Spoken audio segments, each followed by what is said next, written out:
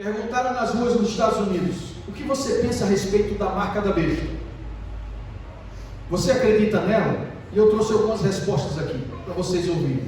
Foi de forma aleatória, na rua. Uma pessoa disse: nunca ouvi falar da marca da besta. Outra pessoa disse: não tenho certeza do que ela representa. Aí as pessoas que começaram a dizer que sabiam do que se tratava, disseram assim: é algo que marca você como alguém que pertence a este mundo e que te permite, essa marca te permite comprar e vender. Olha que interessante essa resposta. Aí outro disse: haverá um mandato para que todos tenham essa marca, e quem não tiver, não compra nem vende. Olha, tem gente que está sabendo o que está acontecendo na rua, viu?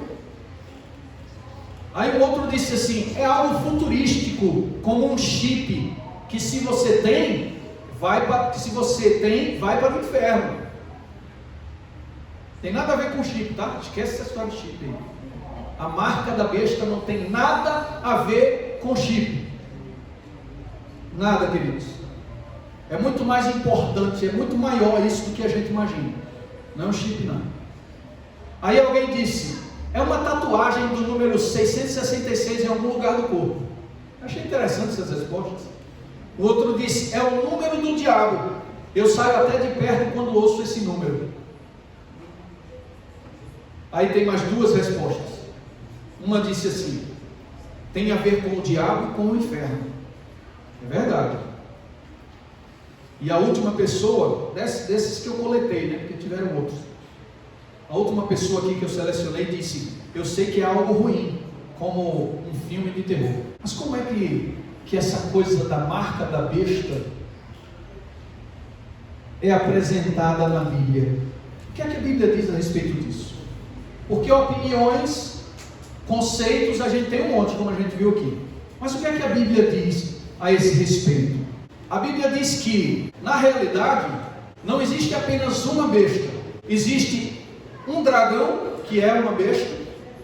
Existe a besta que emerge do mar, está lá em Apocalipse, e a besta que emerge de onde? Da terra. Então, na realidade, trata-se de um trio bestial. 3 poderes que reúnem uma mesma consciência. A besta que surge do mar é semelhante ao dragão.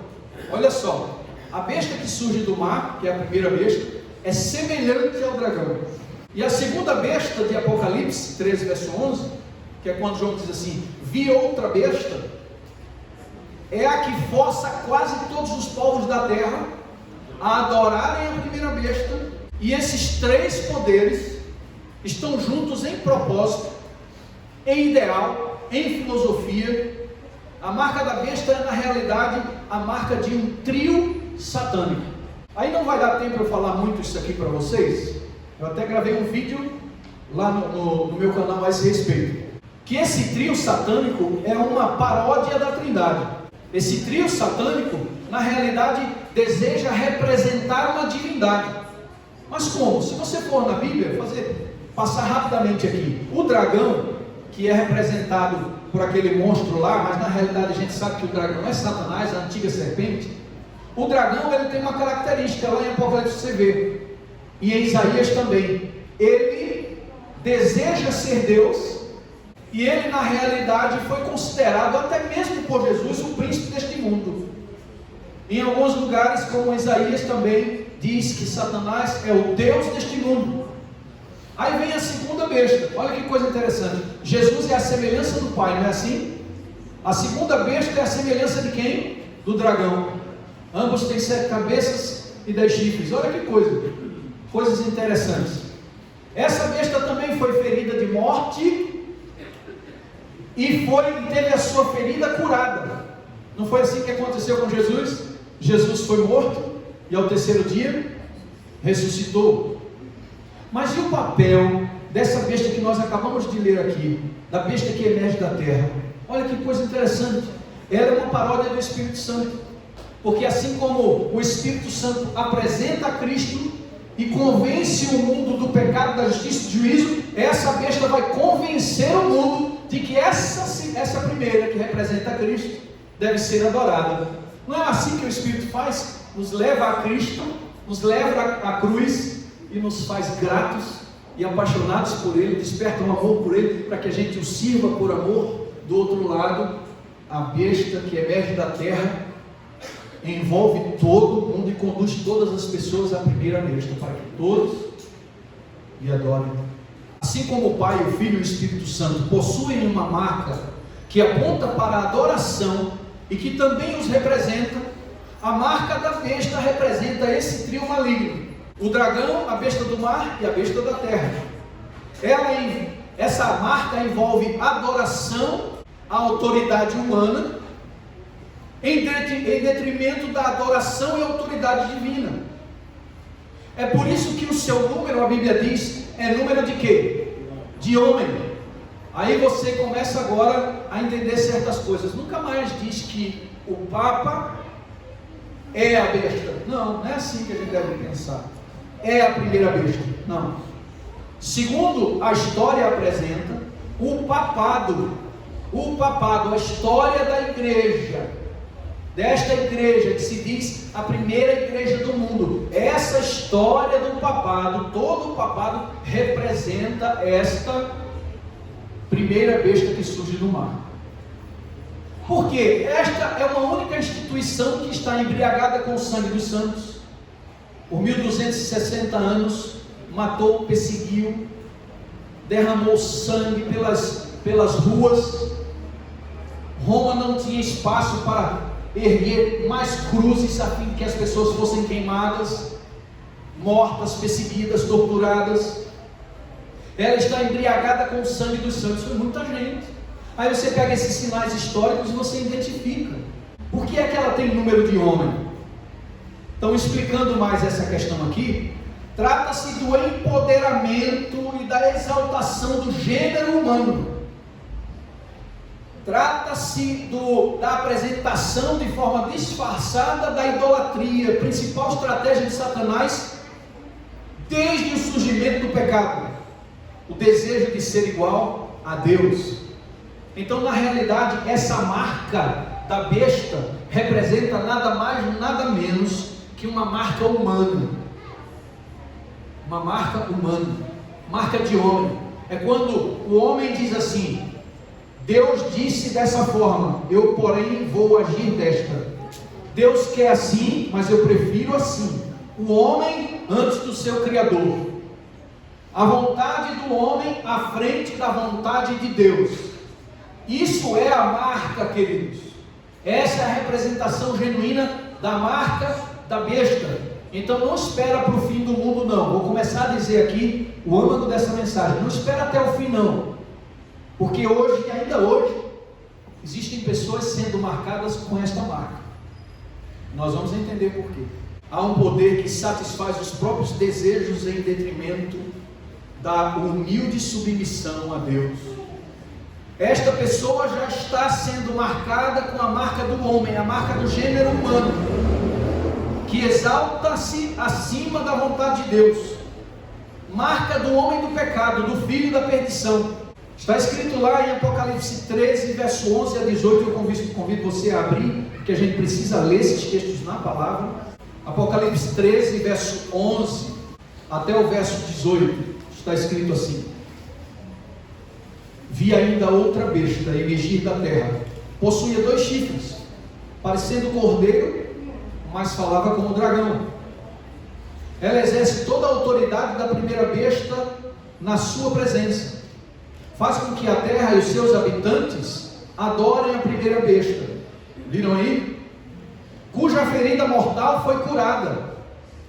Também opera grandes sinais, de maneira que até fogo faz descer a terra diante dos homens. Seduz os habitantes sobre a terra por causa dos sinais que lhe foi dado a executar diante da besta, dizendo aos que habitam a terra que façam uma imagem à besta, aquela que ferida a espada sobreviveu. E lhe foi dado comunicar fôlego à imagem da besta, para que não somente a imagem falasse, como ainda fizesse morrer quantos não adorassem a imagem da besta. A todos, os pequenos e os grandes, os ricos e os pobres, livres e escravos, fez que lhes seja dada uma certa marca na mão direita e sobre a fronte, para que ninguém possa comprar ou vender, senão aquele que tem a marca, o nome da besta ou o número do seu nome. Aqui há sabedoria. Aquele que tem entendimento, calcule o número da besta, pois é número de homem, do gênero humano. Ora, esse número é o número 666. Então, eu não vou me deter muito aqui para dizer para você que essa marca da besta não é uma marca física na mão e na testa, como a gente vê algumas pessoas falarem por aí. Todas as vezes que a Bíblia se refere a essa marca na testa, como em Ezequiel, que a gente vai ler já já, a Bíblia diz que essa é uma referência à mente, à consciência. E a mão é uma referência ao trabalho, ao que fazemos. Então, se você admite essa marca sobre a tua vida, as tuas ações vão ser coadunadas com aquilo que você aceita na sua mente, com aquilo que você recebe, com aquela filosofia, com aquela suposta verdade. Muito bem, queridos. Seria possível então dizermos que nós já estamos sendo marcados agora?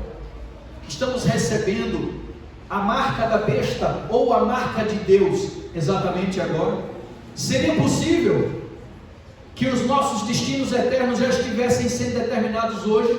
Somos capazes de declarar hoje quem é o objeto da nossa adoração? Somos nós mesmos ou o Senhor dos Exércitos? Abra sua Bíblia em Miqueias. Miqueias 6, versos 6 a 8. Essa questão da marca diz respeito à adoração. A quem você adora?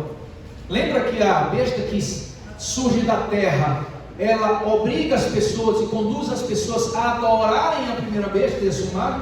A questão aqui é a adoração. E se você for fazer uma junção com a tríplice mensagem angélica, qual é o cerne da tríplice mensagem angélica? Temei a Deus e dá-lhe glória, porque vinda é a hora do seu juízo, e faça o quê?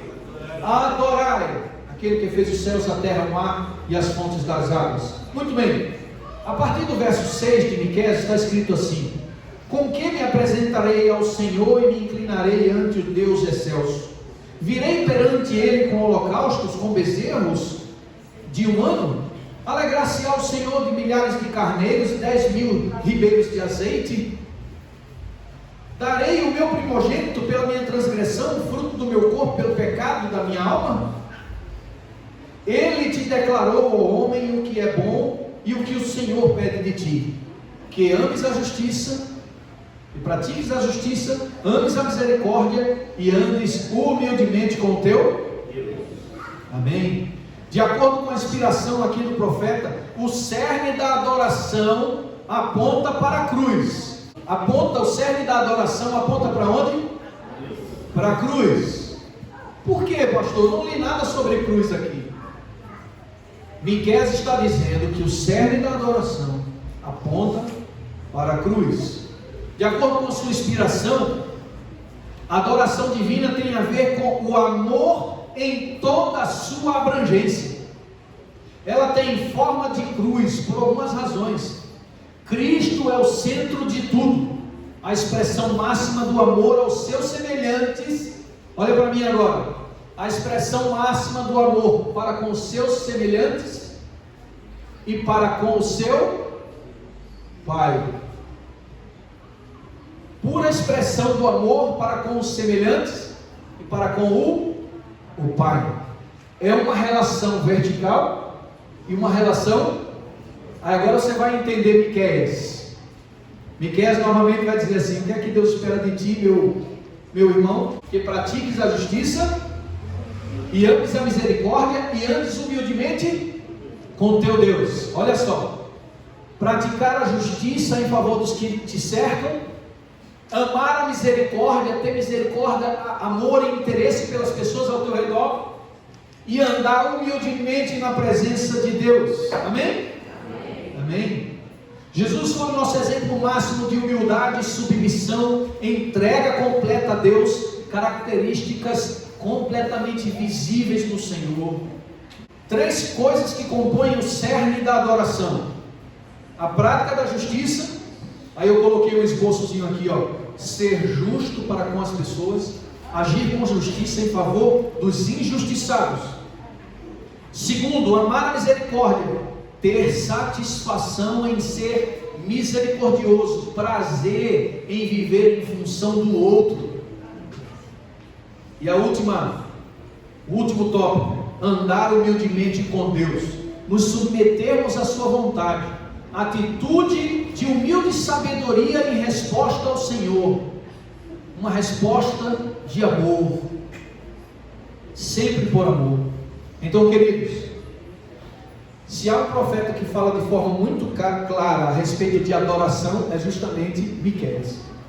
Porque Miqueias está dizendo assim: olha, você quer adorar a Deus, ama o teu próximo. E o que foi que Jesus disse? Como foi que ele resumiu as tábuas da lei? Amar a Deus e novamente a cruz é o centro, ó. Amar a Deus, relação vertical, e ao próximo. Esse é o cerne da adoração. Essa é a função da adoração, é o âmago da adoração: viver em prol do outro e viver humildemente diante de Deus. Senhor, a tua vontade é esta, eu não consigo entender porquê, Pai, não entendo o teu pedido, mas se essa é a tua vontade, humildemente eu me submeto. Lembram de Abraão? Deus nunca pediu sacrifícios humanos. Os deuses do passado exigiam sacrifícios humanos, e pessoas eram mortas nesses cultos pagãos. Pessoas eram mortas, mas Deus nunca pediu sacrifício humano. Aí chega para Abraão e diz o quê? Abraão, pega o teu filho, teu único filho, e sacrifica para mim. Não fazia sentido. Abraão podia até duvidar: por que o Senhor está me pedindo isso? O Senhor não pede sacrifícios humanos. Mas humildemente Abraão se posicionou diante de Deus e entregou o seu filho completamente ao Senhor. Levantou o cutelo, e quando ele ia sacrificar o seu filho, a Bíblia diz que Deus falou com ele: não faça isso, Abraão, tua fé foi provada, e vi que não me negaste o teu único filho. Humildemente Abraão se posicionou diante de Deus. Então, adoração, misericórdia para com os que me praticar a justiça e andar humildemente na presença do Senhor. Esse é o cerne da genuína adoração. Então, respondendo àquela pergunta que eu fiz no início, seria possível já estarmos sendo marcados por Deus agora mesmo? Sim ou não? Muito bem. Eu diria sim, meus queridos irmãos. Porque se essa marca tem a ver com adoração, e o Espírito Santo está trabalhando em mim e em você para nos tornar mais humildes diante da presença de Deus, para amarmos as pessoas ao nosso redor, para sacrificarmos o nosso próprio ego, para sermos cada vez mais altruístas, para sermos cada vez mais parecidos com Jesus, então o Espírito Santo já está operando para selar o seu povo. O Espírito de Profecia diz que os destinos já estão sendo selados. E as pessoas que desceram à sepultura, nós estamos aqui vivos, pelo menos por enquanto, não sabemos o que será daqui a 5 minutos. Mas e as pessoas que já se foram? Essas pessoas precisaram ser observadas, julgadas e seladas se estiveram em Cristo antes de descer à sepultura. Então a obra do selamento, a obra da marcação de Deus sobre o povo, sobre o seu povo, já começou desde o início que a gente toma consciência das coisas. Principalmente a partir do momento que nós recebemos o Evangelho. Muito bem, queridos, Deus está agindo agora mesmo através do nosso relacionamento diário com Ele. E preparando um povo para se opor a essa outra marca, para não receber a marca da besta. Nós já estamos sendo selados? Nós seremos selados? Ou nós já fomos selados?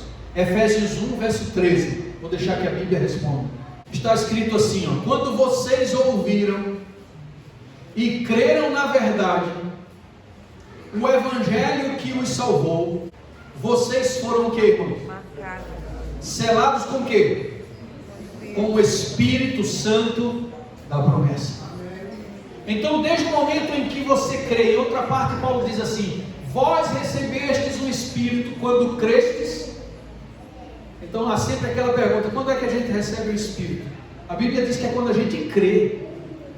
E quando a gente crê em Deus e aceita, por isso que Jesus, quando veio a este mundo, essa era a sua principal pregação: se creres, verás a glória de Deus. Era sempre crer.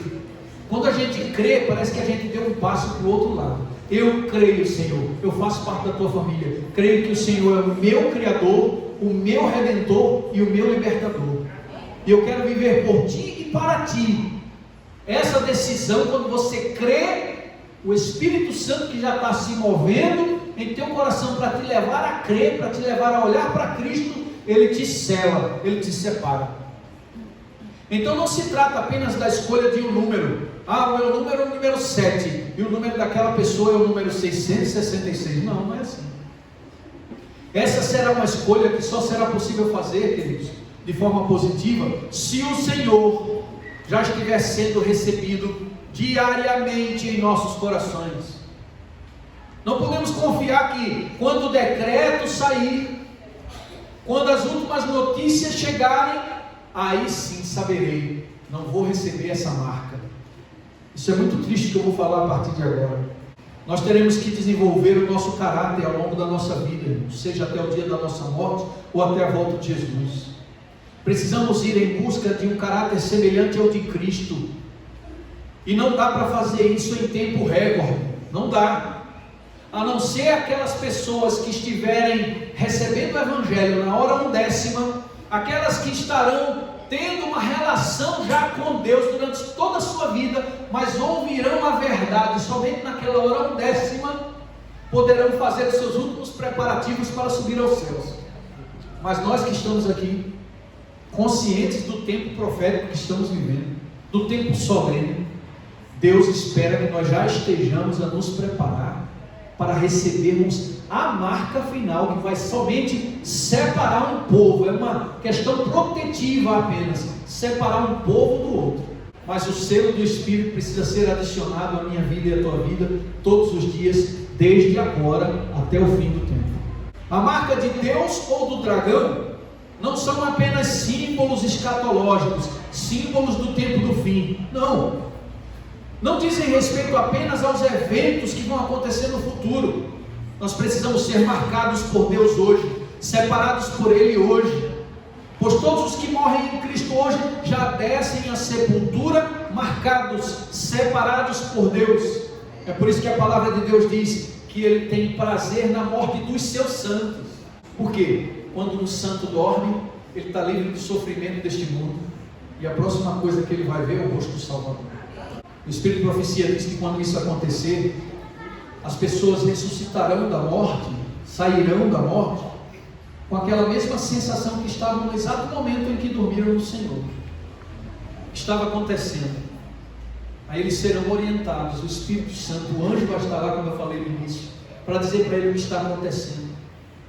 E eu fico imaginando como essas pessoas irão se sentir ao saberem que estão ali vivas, mas que antes estavam mortas, e que foi a voz do Filho de Deus que eles ouviram enquanto dormiam. Louvado seja o nome do Senhor. Aqueles que estão sendo marcados agora mesmo pelo Espírito Santo, possuem características dos selados, não dos que vão receber o selo, mas possuem características dos selados. Aquelas características reveladas na palavra de Deus, pois a marca final de Deus tem uma função, como eu falei, protetiva. Por que protetiva? Leia lá em Ezequiel 9, verso 4 agora. E lhe disse: passa pelo meio da cidade, pelo meio de Jerusalém, e marca como sinal a testa dos homens que suspiram e gemem por causa de todas as abominações que se cometem no meio dela. Por que é que Ezequiel teve essa visão? Por que é que foi dada a ordem para que os que suspiram e gemem por causa dos pecados da igreja, por causa da condição do mundo, por causa da condição espiritual, financeira, do meu irmão do lado, do meu vizinho, do meu amigo, por que é que essas pessoas que se preocupam com o outro, lembra da adoração? Por que é que essas pessoas que estão sentindo dor no seu coração se angustiam pelo outro, gastam horas de joelho orando em favor de outros? Por que essas pessoas serão marcadas e seladas? Por quê? Para que quando aqueles 6 anjos queriam se levantar para trazer juízo sobre a terra, passassem direto por aqueles que estavam marcados pelo Senhor, pelo Espírito Santo, para não serem mortos durante as pragas, mortos durante a destruição. A função final, a marca final que define quem é de quem, tem função protetiva. Mas hoje, antes de que essa marca final chegue, eu e você somos convidados a testemunhar para o mundo que já fomos selados no Espírito Santo quando cremos. O mundo precisa conhecer a Jesus agora, não é quando estiver no fim não, porque no fim a porta da graça estará fechada. O mundo precisa ouvir falar de um Jesus e precisa ver um Cristo em mim, porque muitos só terão acesso a uma Bíblia Sagrada através da minha vida. Algumas pessoas jamais abrirão um livro sagrado e terão que ver na minha vida um testemunho vivo de alguém que amou esse mundo de tal maneira que deu o seu filho para morrer em nosso lugar. É esse amor pelas pessoas, são essas pessoas que suspiram e gemem, que serão seladas e marcadas para não serem feridas pelo juízo vindouro. Essa marca que aparece aqui em Ezequiel, em hebraico, é a última letra do alfabeto hebraico, que é chamada de Tal ou de Tav, como você preferir. Essa última letra do alfabeto hebraico, nos dias de Ezequiel, tinha um formato de cruz, é como se fosse um T, mas nos dias de Ezequiel, tinha um formato de cruz. Percebem que doce coincidência, ou que doce providência? Essa marca que eu e você receberemos, é essa marca da adoração, que envolve o relacionamento com as pessoas e o relacionamento com Deus. Amor ao próximo e amor a Deus. Preocupação e sofrimento pelo próximo, suspiros, gemidos, dores, horas de oração em favor do próximo. Essa adoração horizontal, essa adoração vertical é o cerne da verdadeira adoração. Aqueles que adoram a Deus dessa forma serão marcados. Não será uma cruz tatuada ou queimada na testa, mas em nossa consciência nós teremos na nossa mente o símbolo da verdadeira adoração, que é a pessoa de Jesus Cristo, é a sua vida, o seu testemunho. Ele disse: eu não vim aqui para cuidar dos meus interesses, eu estou aqui para cuidar dos interesses do meu Pai. Humildemente ele desce, se submete, e na sua hora de maior agonia ele diz: Pai, se possível, afasta de mim esse cálice, porém não seja feita a minha vontade, e sim a tua. Submissão, humildemente andando na presença do Senhor, amando os que lhe cercavam, curando as pessoas, passando noites em oração por elas.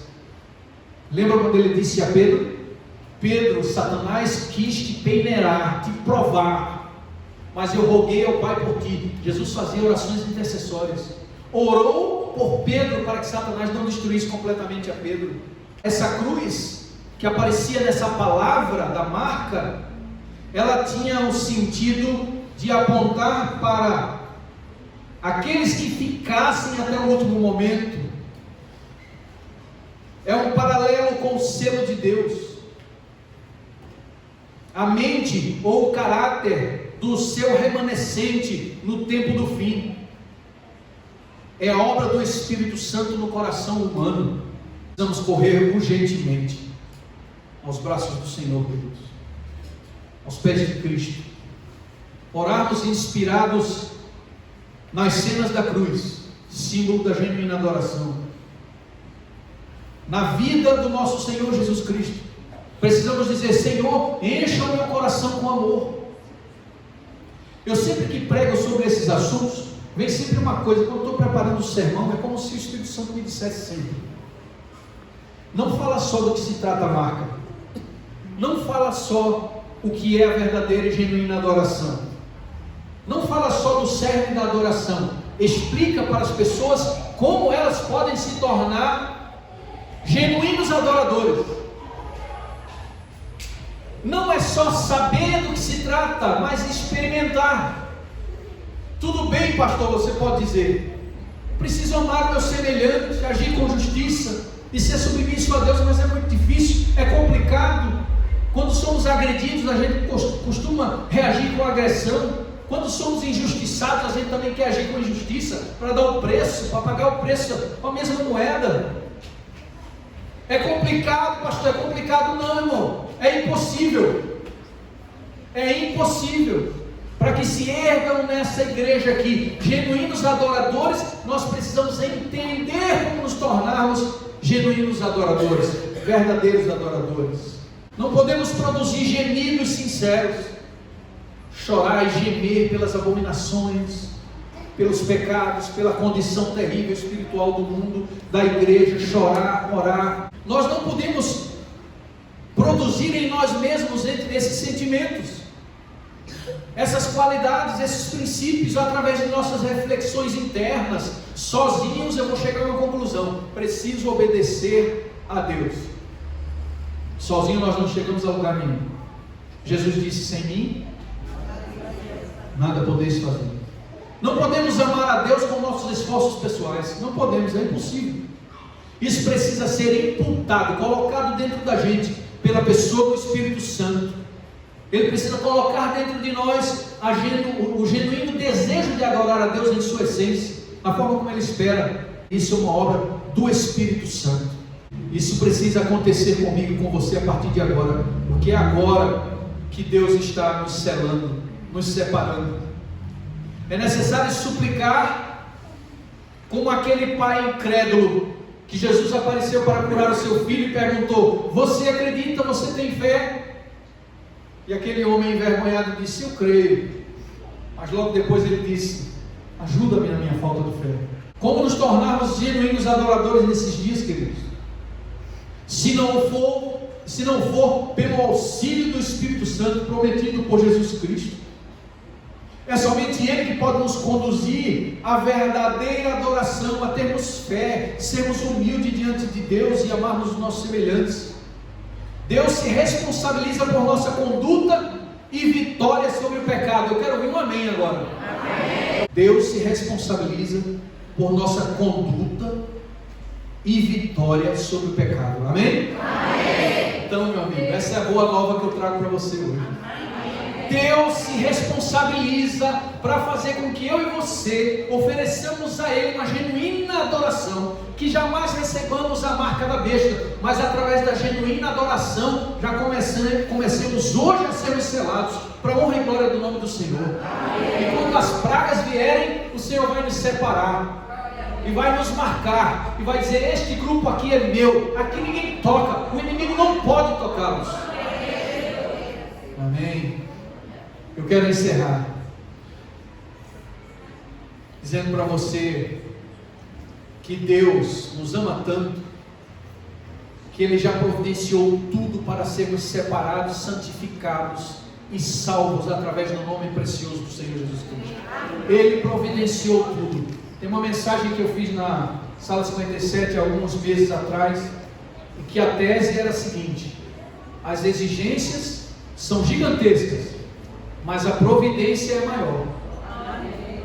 Então Deus pede que eu ame meu inimigo? Pede. Deus pede que eu saia e abrace talvez o mendigo? Pede. Deus pede que eu perdoe a quem me agride? Pede. Deus disse que eu devo cuidar até dos meus pensamentos, porque meus pensamentos podem ser pecaminosos. Até o pensamento, Senhor, até o pensamento. É duro, não é fácil não. Nós somos inclinados para o mal. A gente vai sempre para o lado errado, queridos. A palavra pecado indica errar o alvo. A gente está sempre errando o alvo, tentando acertar. Para acertar no alvo é preciso uma obra sobrenatural de Deus em nós. É o Espírito Santo atuando em mim e você. Deus nos ama tanto que Ele sabe que as exigências são gigantescas, mas Ele tomou todas as providências. Será que realmente Deus se responsabiliza pela minha vida espiritual e me torna vencedor e genuíno adorador? Será que isso é verdade, queridos? O que é que a Bíblia diz? Judas capítulo 1, só tem um capítulo lá, verso 24. Ora, aquele que é poderoso para nos guardar de tropeçar e apresentar-nos irrepreensíveis com alegria perante a sua glória. Amém? Amém. Pensa nisso aí. A Bíblia está dizendo aqui que Deus é poderoso para nos guardar de quê? Tropeçar. É Ele que mantém a gente no caminho, que não deixa que a gente tropece nas pedras. É Ele, viu? Ele está dizendo como... É uma comparação muito fraca que eu vou fazer, mas para você entender melhor. Ele está dizendo como um atacante que sabe fazer o gol. Manda a bola para mim que eu resolvo. Deus está dizendo para mim e para você, meu filho, você não é capaz de fazer. Você não é capaz de obedecer por você mesmo. O leopardo não pode mudar as suas manchas, é natural, aquela pele é dele. Por mais que ele queira, ele não vai conseguir.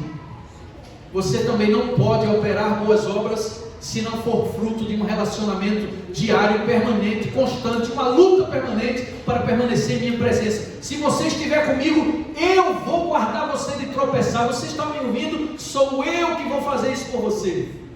Aí você começa a passar por uma metamorfose que você não está entendendo, mas em algum momento Deus te revela. Você começa a perder o gosto pelo pecado, porque você está convivendo com ele. Você começa a dizer não para o pecado e sim para a voz do Espírito. Você começa a dizer, não vou reagir dessa forma, vou reagir desta forma. Aí alguém chega para você e diz, você não disse aquelas palavras que você costuma dizer quando alguém te ofende? Como é que você agiu dessa forma? Disseram tudo aquilo com você e você agiu dessa forma. As pessoas vão começar a ver, você vai olhar e vai dizer, meu Deus, é mesmo, eu nunca consegui fazer isso. Mas como isso aconteceu agora? Obra do Espírito, meu irmão. Pessoas que andam com Deus já estão sendo seladas, separadas, já podem ser vistas. Segundo texto, Ezequiel 11, verso 19. Deus promete fazer o quê? Darei um só coração a vocês. Porém dentro de vocês um novo espírito. Tirarei da sua carne o coração de pedra e lhes darei um coração. Mais uma vez Deus dizendo assim, quem vai fazer você obedecer sou eu. Teu coração é de pedra, vai estar duro, mas eu vou te dar um coração diferente. É minha obra, é minha responsabilidade. Mateus 6, verso 13. Jesus ensinando aos apóstolos a orar. Ele disse assim, quando vocês orarem, devem orar dessa forma, Pai nosso que estás nos céus. Mas chega um momento lá no verso 13, que ele diz assim, e não nos deixe cair em tentação, mas livrai-nos do mal. Sabe a expressão exata para esse livrai-nos do mal aí, na Bíblia? É livrai-nos do maligno. E o que é que a Bíblia diz a respeito de, quando a gente anda com Deus, na presença de Deus e resiste ao diabo, o que é que o diabo faz? Foge. Então Jesus está dizendo aqui, não nos deixeis cair em tentação. Orem dessa forma, orem assim, Pai, não me deixa cair em tentação e livra-me do maligno. O inimigo precisa fugir da tua vida, meu irmão. O inimigo precisa olhar para a tua casa e sair retirada. Ele precisa ver a bandeira hasteada do príncipe Emanuel ensanguentada diante da tua casa, para que ele passe longe. Quando os seus anjos, os seus asseclas estiverem dizendo, deixa a gente ir lá destruir, matar, perseguir, ouvir do próprio rei dos demônios lá, nós não podemos entrar ali, porque o Espírito Santo protege e cerca aquela casa. Isso é o que eu desejo para a sua casa, para a minha casa também. Filipenses 1, verso 6. Paulo disse assim, estou convencido de que aquele que começou boa obra em vocês vai completá-la até o dia de quem? De Cristo Jesus. Quem é que vai completar o que falta em mim? Aquele que começou a obra em você, aquele que te chamou. Ele começou uma obra, ele vai completar, então tenha paciência, tá? Se você é uma pessoa que não engole desaforo, mas está orando agora nesse momento, dizendo, Senhor, assume a minha vida, começa a me selar, começa a me separar, começa a me marcar. Pai, muda esse meu jeito de ser. É possível que hoje à tarde você passe por uma prova e ainda caia, mas a minha mensagem para você é o seguinte, tenha paciência, porque aquele que começou a boa obra em você, amém, ele começou e ele vai completar. Isso também é justificação pela fé, acreditar que Deus está operando em mim agora. que eu ainda não sou como Ele gostaria que eu fosse, mas estou sendo. Por isso que a Bíblia diz: bem-aventurados aquele que quando o seu Senhor vier, o achar fazendo assim. Está no gerúndio, está no contínuo, fazendo, continuando, indo à sua presença, buscando. Não para, meu irmão, agora, porque a gente está bem no finzinho. O Senhor Jesus está voltando. Filipenses 2, verso 3: porque Deus é o que opera em vós tanto querer quanto efetuar segundo a sua boa vontade. Quem é que opera em mim? O querer. Eu não queria agir assim, mas eu agi, não sei porquê. Agora você sabe. Você agiu porque é Deus quem opera em você. É Ele quem opera o querer e o efetuar. Tito 3, verso 5 está escrito: não é por causa de alguma atitude justa que nós pudéssemos ter praticado que nós seremos salvos, né? Mas devido à sua bondade, Ele já providenciou tudo, ó. Ele nos salvou por meio do lavar regenerador e renovador do Espírito Santo. Então quem é que me regenera? Agora nesse texto aqui, Paulo está deixando claro que quem me regenera é o Espírito Santo. É Deus. É Deus agindo na minha vida todo dia. É nesse encontro diário com Ele. É nessa busca incessante, incansável pelo Espírito Santo que nós somos transformados dia a dia. Um pouquinho cada dia, viu? Tem gente usufruindo de milagres aí. Mas na maioria das vezes esse milagre acontece ao longo da vida. O meu irmão fumava 3 carteiras de cigarro por dia. Se embriagava todos os dias. E ele não acreditava que pudesse ser transformado. Meu irmão disse para ele: volta a frequentar a igreja. Eu disse: mas eu não posso. Toda hora eu tenho vontade de fumar. Aí meu irmão, que é pastor também, pastor Gondinho, alguns de vocês conhecem, meu irmão, usado pelo Espírito Santo, disse para esse meu irmão que fumava e bebia: vai para a igreja com o teu cigarro, bota no bolso. Quando der vontade de fumar, vai lá fora e fuma. A única coisa que eu estou dizendo para você fazer é: vá ao Senhor, vá à sua presença. Mas e quando eu tiver vontade de beber? Sai, vai pro... tem umas barraquinhas lá perto da igreja. Vai beber a tua cerveja lá, mas depois volta para a igreja. Sabe o que aconteceu com a vida do meu irmão? Que hoje também é pastor esse? Sabe o que aconteceu com ele? Em 15 dias, irmãos, ele estava completamente liberto do cigarro e da bebida. E nunca mais botou um cigarro na boca, nem uma bebida, nem um gole de cerveja. Para algumas pessoas certas coisas não acontecem porque é impossível. Não é impossível, ele dizia: é impossível. E o meu irmão disse para ele: vem e fica na presença de Deus e tu vai ver um milagre. Louvado seja o nome do Senhor. Então acorda e fica na presença de Deus. Passa tempo com Ele, gasta tempo com Ele, que você vai perceber milagres começando a acontecer na tua vida paulatinamente. Um dia você vai olhar para trás e vai dizer: meu Deus, como isso foi possível? E Ele vai dizer: eu comecei uma obra em você e estou terminando, meu filho. Amém. Finalizando, Levítico 20, a partir do verso 7 diz assim: portanto santificai-vos e sede santos. Ô Senhor, aí você já pode dizer: não tem como não, eu não consigo. Mas aí ele diz como é que acontece essa santidade: pois eu sou o Senhor vosso Deus, e guardai os meus estatutos. Obedeça, viu? Cumpra os meus mandamentos. Tem alguém aqui que sem Jesus consegue guardar os mandamentos? Pode até tentar, mas vai ser parte daquele grupo que vai dizer lá no final: em teu nome obedeci teus mandamentos, superei milagres, fiz tantas coisas. E o Senhor dirá: não conheço vocês. Porque o fruto das nossas atitudes, o fruto da nossa relação com Deus precisa aparecer. Mas aparece sim no momento de Deus, na hora de Deus. A única coisa que Ele diz é: vem e fica comigo, passa tempo comigo. Aí o texto termina dizendo assim: guarda os mandamentos e cumpre-os, porque eu sou o Senhor que vos santifica. Quem é que me santifica? Amém.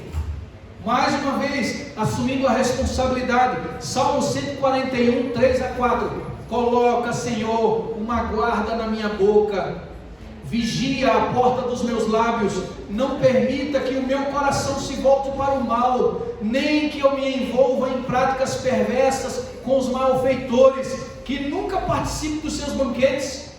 Davi está dizendo: Senhor, é tu, viu? É o Senhor, ponha um freio na minha boca, cuide dos meus pensamentos, dos meus atos, Senhor, faça isso. Mais uma vez a palavra de Deus dizendo que é Deus quem opera. Salmo 86, verso 11, o último texto, está escrito: ensina-me o teu caminho, Senhor, para que eu ande na tua verdade.